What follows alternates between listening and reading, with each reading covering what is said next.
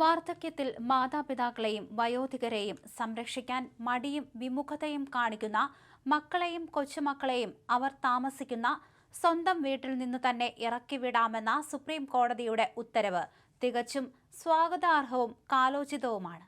ഉത്തർപ്രദേശുകാരനായ ഒരു വയോധികൻ സമർപ്പിച്ച ഹർജിയിലാണ് ജസ്റ്റിസുമാരായ PS നരസിംഹ, അലോക് അരാധെ എന്നിവരടങ്ങിയ ബെഞ്ച് നിർണായക വിധി പ്രസ്താവിച്ചത്.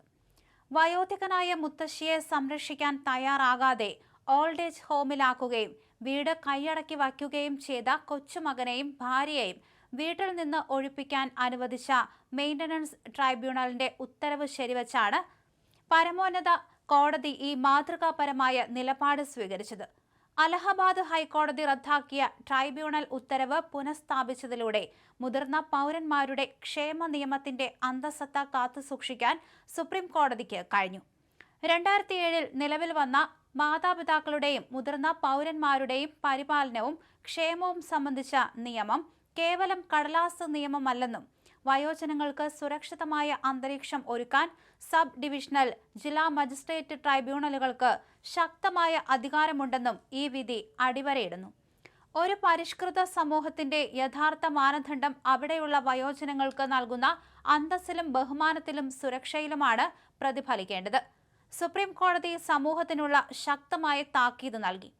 നമ്മുടെ സംസ്കാരത്തിലും നാഗരികതയിലും മുതിർന്ന പൗരന്മാർ കേവലം ആശ്രിതരല്ല, മറിച്ച് അനുഭവ സമ്പത്തിന്റെയും ജ്ഞാനത്തിന്റെയും ഓർമ്മകളുടെയും കലവറയാണ്.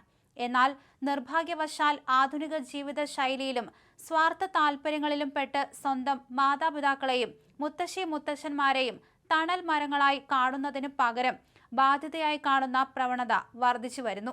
വാർദ്ധക്യത്തിലെ അവഗണനയും അപമാനവും അറച്ചു നിൽക്കേണ്ട അനാഥത്വവും അവസാനിപ്പിക്കാൻ ഇത്തരം ശക്തമായ നിയമ നടപടികൾ അത്യന്താപേക്ഷിതമാണ്.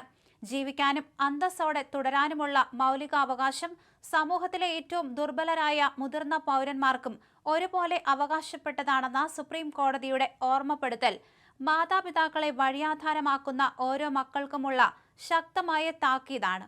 നിയമത്തിന്റെ വഴിയിലൂടെ നൽകുന്ന ശിക്ഷാ നടപടികൾക്കപ്പുറം മാതാപിതാക്കളെ പരിചരിക്കേണ്ടത് കേവലം നിയമപരമായ കടമ മാത്രമല്ല, ധാർമ്മികവും കുടുംബപരവുമായ പ്രാഥമിക ബാധ്യതയാണെന്ന തിരിച്ചറിവാണ് ഓരോ വ്യക്തിയിലും ഉണ്ടാകേണ്ടത്. ഈ സുപ്രീം കോടതി വിധി വയോജനങ്ങൾക്ക് വലിയൊരു ആശ്വാസമാകുമെന്നതിൽ സംശയമില്ല. പലപ്പോഴും വയോജനങ്ങളെ ഇത്തരത്തിൽ പല അനാഥാലയങ്ങളിലും എത്തിക്കുകയാണ് പതിവ്, അല്ലെങ്കിൽ വൃദ്ധസദനത്തിൽ. ഇതിനൊക്കെ മറുപടിയായിട്ടാണ് സുപ്രീം കോടതിയുടെ ഈ നിർണായക തീരുമാനം.